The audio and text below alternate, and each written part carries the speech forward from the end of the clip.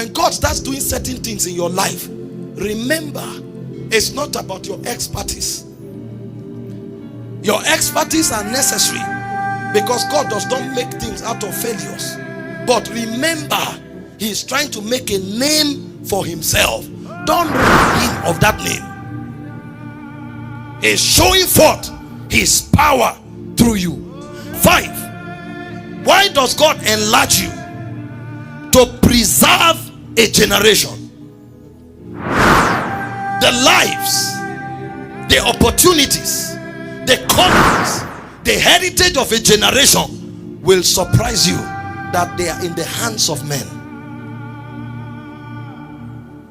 There are many generations that will be eroded if certain men are not standing. So when God is enlarging you, He is raising you to preserve a generation. Did you hear what Joseph said in Genesis 45, 7 to 8? He said, God sent me ahead of you to preserve a generation. Listen, there are certain nations that would never be born if certain men didn't rise. Nations that you know today. There are nations today with all the opportunities in those nations, all the blessings in those nations, everything you find in those nations, they are the testimony of one man that God rose. So when God raises you, don't think about yourself. When God enlarges you, He's using you as a vessel to preserve a generation. You think you just became influential? You speak, governments quake. You think you just became wealthy? Anything you put your hand in affect the system just for God to make you a good businessman? He raised you to preserve a generation. In this country today, probably they will still be killing twins if somebody didn't rise to say no, stop. So all the possibilities, potentials of everybody that was born a twin should have been eroded. But God raised somebody. In this nation today, hope you know, there are nations till today that women don't drive. Women can't hold public offices because nobody has risen to preserve the generation of women.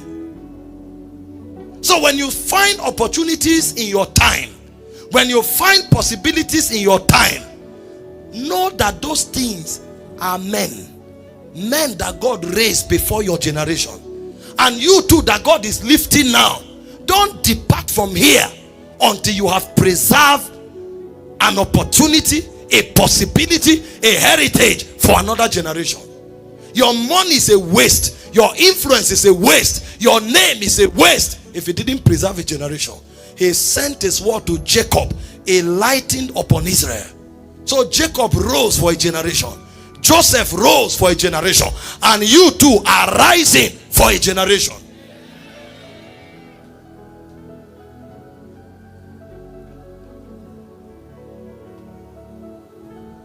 I will stop here because of time.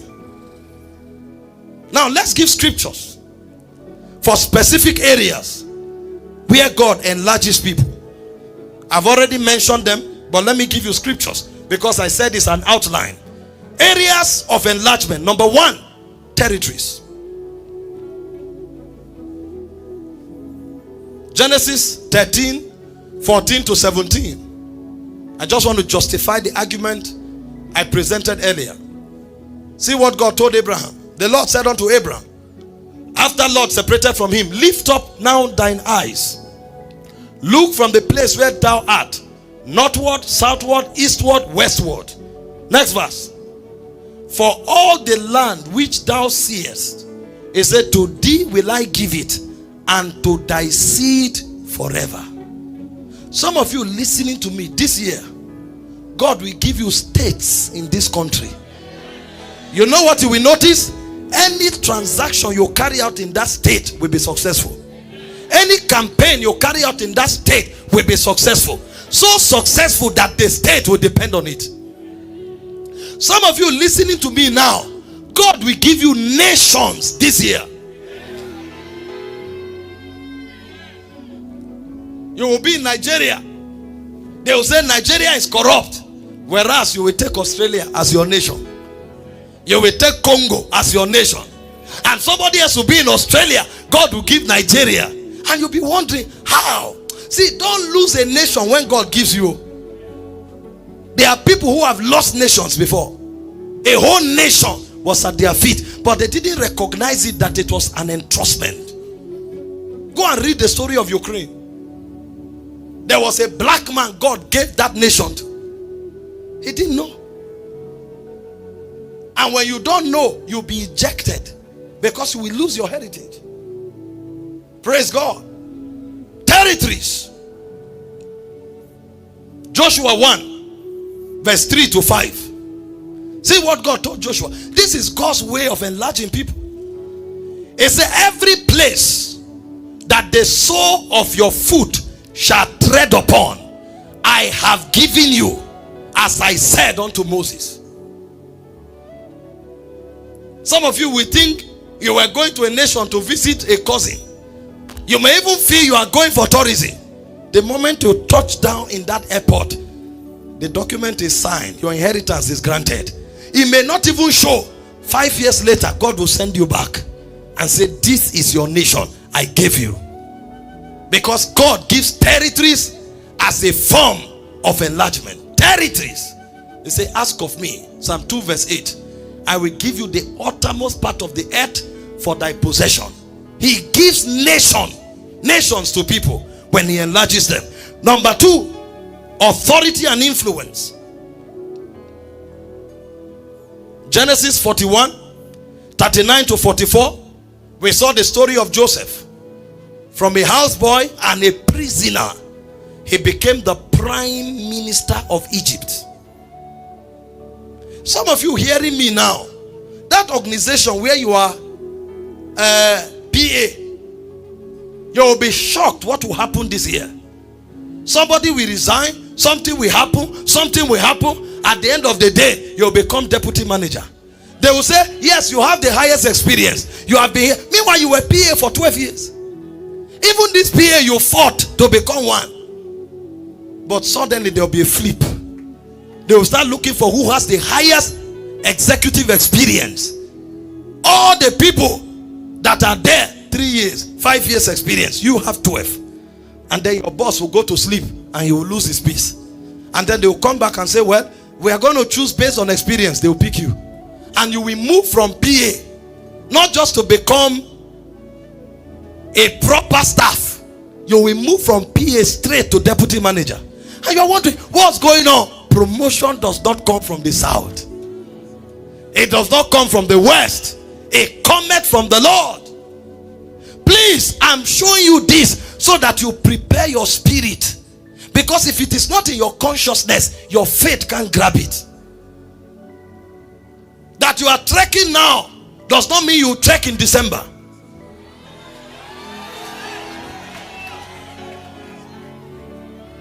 So every day as you step out, be positioned for authority. See, that's why some of you can't dress carelessly. In this year, I know you are a cleaner, but dress like a president. Because you could just be suggested for the position. See, that's why some of you can't talk carelessly this year. Oh, nothing is working. I'm finished. I'm dying. Don't shut the door. Anything is possible. The Bible said, in the twinkling of the eye, it said, we shall be changed. Even the rapture happens in a moment. Whatever you do today, give your best and do it with dignity. It can just become a ladder to the next level. Authority. Daniel 6 verse 3. The Bible said a point came. The king thought to make Daniel president of all the realms. How did Daniel begin? He began as a eunuch. They castrated them. So they were meant to be servants. So naturally speaking, they cut off the possibility of inheritance. They castrated them. They were eunuchs. Like a goat to be castrated. But from that position, they became nominated as scholars. And they said they were 10 times better. From the position of a scholar, they were introduced to the ecclesia to sit at the gate.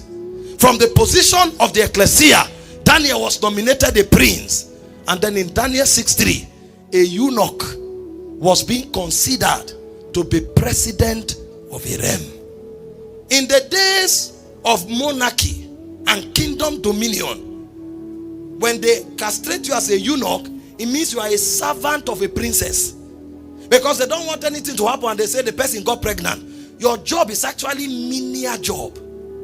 But the person who was positioned for menial job, God exalted in the same nation to become the highest in authority. Joseph was a prisoner, a forgotten prisoner, because he was a foreigner who you will call somebody who was bought into slavery. But a bought slave became a prime minister.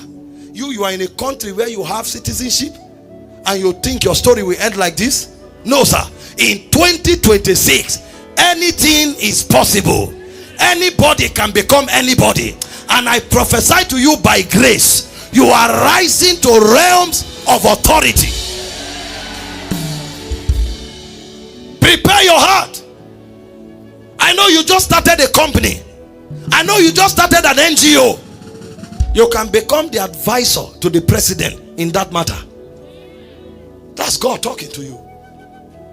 It's your year of enlargement, influence, authority. Your walls will become heavy. You will talk, things will happen. You that was like an echo, suddenly you will speak this year. Forces will move in the direction of your word. Sit down. Number 3, area of enlargement. I mentioned already capacity. In Ezekiel 36 verse 26, see what God said. He said, he will remove the stony heart. A new heart also will I give you, and a new spirit will I put within you. And he said, I will remove the stony heart of the stony heart out of your flesh, and I will give you a heart of flesh. Oh, those days when we were growing up, there are some students that we used to say their brain don't knock. The brain, even if you reduce a subject to the most simple form, they are duller than dummies. They can't get it.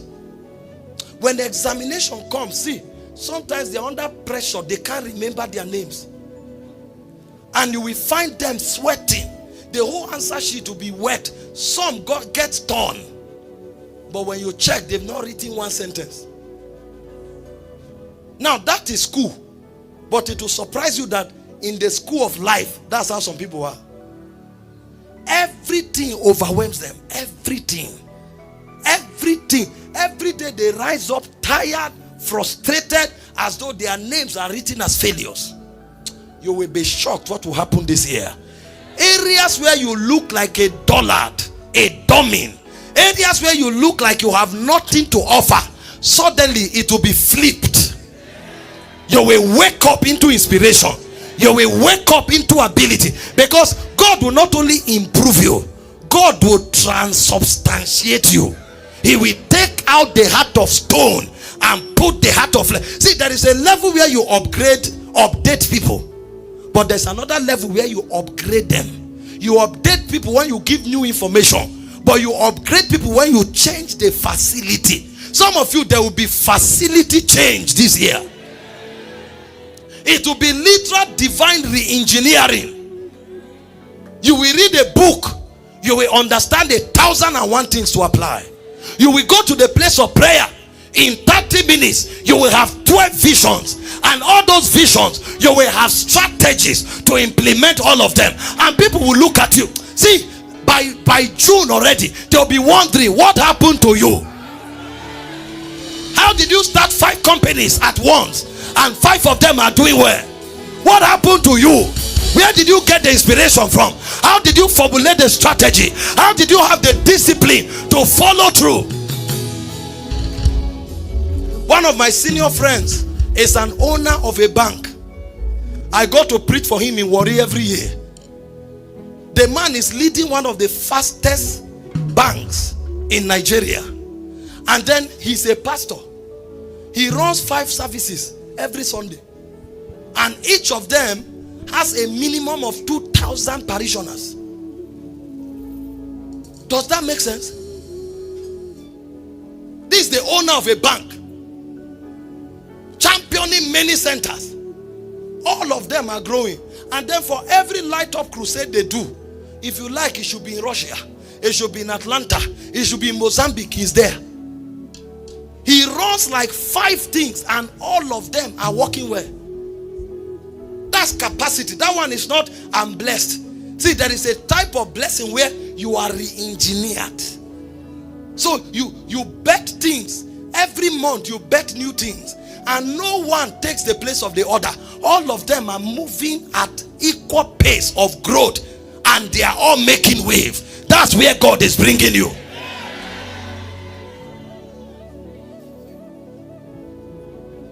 Vision increasing. Intimacy increasing.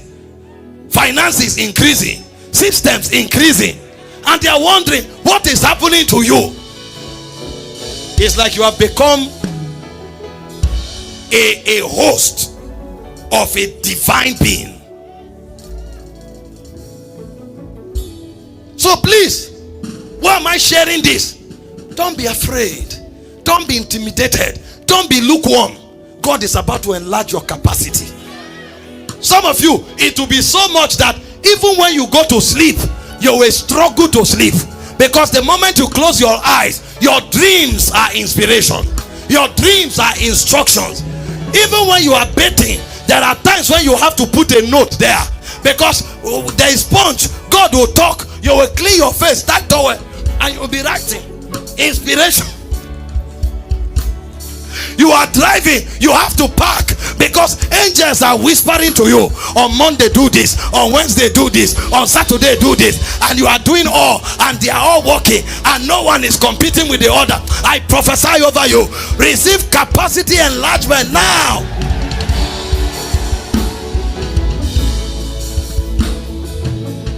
People will see you and be confused. But 3 years ago you were confused. 2 years ago you didn't know what to do. How come? How did you start? Even you can't explain. Because while others slept, God opened your spirit. Things are being downloaded into you. For inspiration, for strategy, for implementation is imparted. Before this year is over, some of you will start 5 companies. All of them will do well.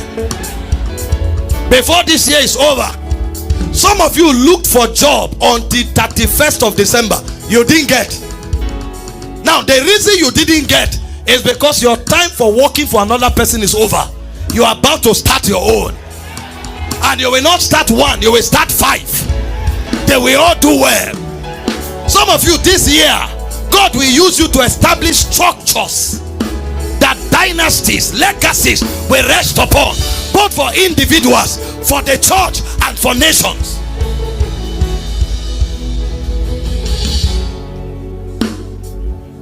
If God can turn slaves, eunuchs, into presidents of realms, then your case is not a prayer point. Sit down for a moment. Write these things down. Meditate upon them. Some of you you've run companies for 7 years. You've run ministries for 10 years. You've run businesses for 5 years. Nothing to show. The problem is not with the business. It's not with the ministry. It's with your capacity.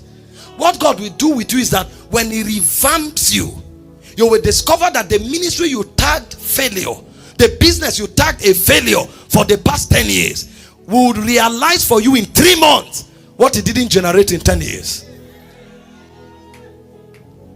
Number 4, resources and wealth enlargement.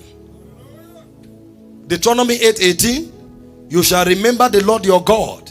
He's the one that giveth thee power. Listen. There are many forces that makes for economic empowerment. The easiest of them is inheritance. When you have a father who is wealthy and he leaves you wealth, They call these ones born with silver spoon.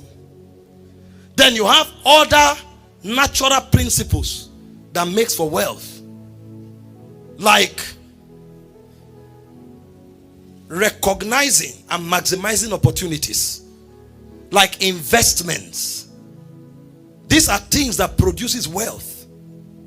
Like managing relationships. Like sustaining moral values, discipline, integrity. These things result in wealth creation. But if you think that's all there is about increase, you don't know much. Because the first man God created didn't do any of these things. But he was born into wealth. That means God empowers people. Go and look at all the men God called. Abraham, God brought him into wealth. Now, Abraham was not really poor. But God gave him many, many times more than he had. And when Abraham was old, to show you that it was not his hard work, the Bible said in Genesis chapter 22 from verse 1, it said Abraham was old and well stricken in age. And he said the Lord blessed him in all things. So Abraham was hardworking, but the Lord what? Blessed him. Even Abraham said, when they wanted to give him the spoils of war, he said, I won't take anything from you lest you say you made Abraham rich. And he said, I will lift my hands to the God of heaven. Abraham knew. I know there are many doctrines today where they say God does not bless people. But God is expecting you to use what you labor for to advance his kingdom. God has no hand in what you have, but you will use it to advance his kingdom. If God does not bless people materially, why does he bless them health-wise? If it's all about salvation, living holy and making heaven. We just say things. And the Bible said it clearly. You will remember the Lord your God. It is him that giveth thee power to get wealth. The word power to get wealth there is the same word Abraham used when he said, lest you say you made Abraham rich. Paul was speaking. He said in 2 Corinthians 9, if you read from verse 1 to 8, he likened our prosperity to the way a farmer sows and reap. He said if you sow sparingly, you reap sparingly. He was referring to sowing physical things. So he likened it to a farmer. And when he went to verse 8, he said God is able to make all grace abound towards you, so that you having all sufficiency will abound in all good works. So there is a grace God gives people to make them to abound in resources. That grace is what gives you inspiration. You may not pick money in your bedroom, but that grace can open you up to inspiration. That grace can give you wisdom. That grace can give you strategy. That grace can put favor on you, so that you are able to link up with people that matter and their heart is open towards you. I know some of you think wealth comes by relating with the right people, transacting intelligently. Wait, don't have favor. You have all the intelligence, meet all the right people, but they will never relate with you. I want everybody to read this with me. Very instructive. 1, 2, go. Wealth makes many friends. Poverty dressed. Poverty dry. They run away from you. I will never follow a poor pastor. Never. Nothing will make me do it. Criticize me from now till tomorrow. I will never. I am Korede Komaya. I don't go follow a poor pastor. I don't go follow him. Never. We want to have a crusade. We are looking for people who contribute. Please, it's important. I will get angry. Why are you begging them? For God? I remember then my local pastor in Benin, then I walked to him. You know, I had a Church of God mission branch close to my house. I walked to him and said, sir, I want to ask you a question, sir. When it's time to give to God, why are you begging people? He said, no, you have to talk to them nicely. I said, who gave them the money? Who gave them the life? I used to get upset. Why are you begging them, sir? Serve God with your resources. That's why I don't wait for you. I don't meet you and we are doing something. If you are wise enough, when you see me doing a project, you connect. I was inspecting the road project yesterday, and I saw people eating, and the engineer called me that one of my daughters is the one that's been cooking for them. He said, Daddy is bringing the money for this road. My duty and my husband's duty to be feeding the workers. Nobody told her initiative. And there are some other people that are passing by. Papa try. Oh. Supervisor. Papa try. Oh. What a shame. You are laughing. You are laughing. That's why you see a ministry, pastor is just going high financially. Members are stranded. Because the man is doing everything that the Bible. Are you following what I'm talking about? This spirit of collect, kill it. I involved some people in our crusade committee. I just involved them, and they are shouting. Just 1 or 2 crusades they have done. They are shouting. See, that is this the life you are living? Anything they are, I say, give them. This one, give them. I say, so long it is genuine, give them. Give them. Give them. This one, give them. This one, give them. This one, spend. So long it is for the kingdom, spend it. When it comes to God, I don't check what I spend. I don't calculate it. There are people, all they want is to collect. Anything they do in this life, if they greet you, you pay for it. Such a poverty mentality. Poverty of the mind, poverty of the spirit, disaster of the thinking. The one that gave me life. So you have to in this ministry, we pay tithe. Can't be an omega child that say you're not. They have to start convincing you of paying tithe on this January, on giving first fruits. Say no, show me. I have to be convinced. Paul said, that which you see in me, do. You see, everyone today who is a financial, high flyer in this place are people who took after my. One of the reasons I can't talk carelessly financially. When you say a pastor talking about I'm rich, I have money, I have this. The reason I cannot talk like that is because you only talk like that when provision is more than vision.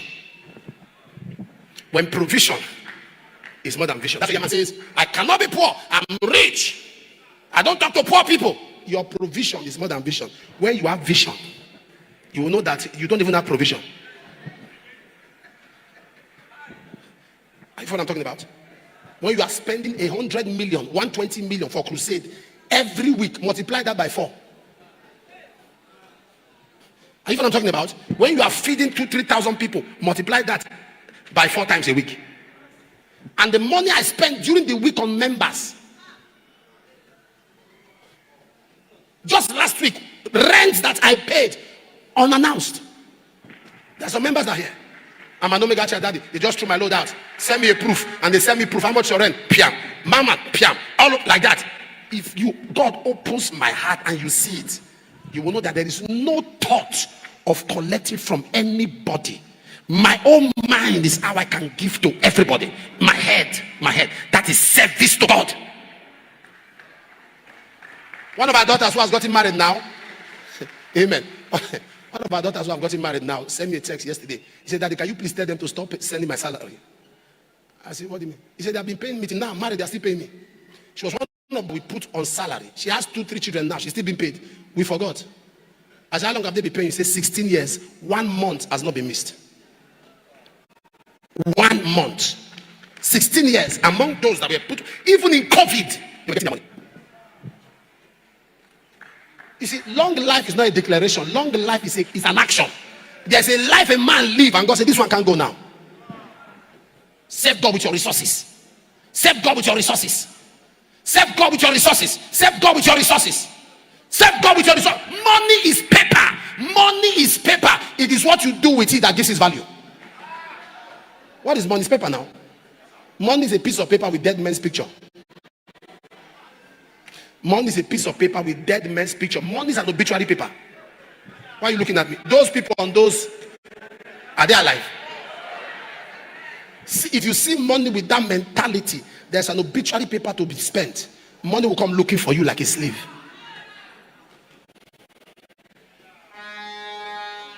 Am I talking to somebody here? Serve God with your resources. Do you know the proof that you love God? He's not speaking in tongues. No. The proof that you are serving, the height of service is not fasting and prayer. The height of service that you have conquered mammon. You have conquered the love for money. That's what the Bible will say in Matthew 6:24. You can't serve God and mammon. Because the only thing that is pursuing and requesting your service is mammon. The height that a man loves the Lord a man is truly serving God is that mammon does not control him. Spirit of mammon. He has put the spirit of mammon under his feet. It doesn't control him. It doesn't control him. I wish I'm talking to somebody here. There's nothing he can do for God when it comes to finances. Nothing. Nobody tells him that. Nobody tells him that. Nobody tells him that. Do crusades around the world. Take care of people. Yet in Christ Embassy, I still came number 2 as the highest partner. Am I talking to somebody here? You saw the video? I still came number 2. Somebody said, with all you are doing, I say, I have no life, I have no savings. My whole life is for the kingdom. Don't carry money, drop in the bank. Carry money, drop in the bank. Carry money, drop in the bank. Everything you drop in the bank loses value. You're not aware? 1 million in the bank yesterday. In the next 1 week, it has dropped. Are you following what I'm talking about? That is the mentality. Giving, scatter it, scatter it, scatter it, scatter it, scatter it, scatter it. Sometimes I make a vow. I want to do something. I'll hear one of my son or my daughter. I'll just go say, tell Papa to leave it. I'll do it. I'll do it. I'll do it. And they are rising. They are rising. They are rising. Please, I beg you, if you are close to me, avoid my hand, collect my heart. But if you want my hand, I will give you my hand. I'll keep my heart. The heart. Everyone that will be a king. What is money? What is money? What is money? When I see some pastors pursuing money, I just get irritated. To pray for prayer, you pay. For this one, you pay. You said this, you said that. Are you so poor in your mind? You are poverty in your mind. This is Kingdom Updates TV, a channel for believers who are hungry for truth, depth, and spiritual clarity. What you're about to hear may change your prayer life forever. Listen carefully. May the Lord give you understanding. You've just listened to a kingdom truth meant to strengthen your faith and realign your walk with God.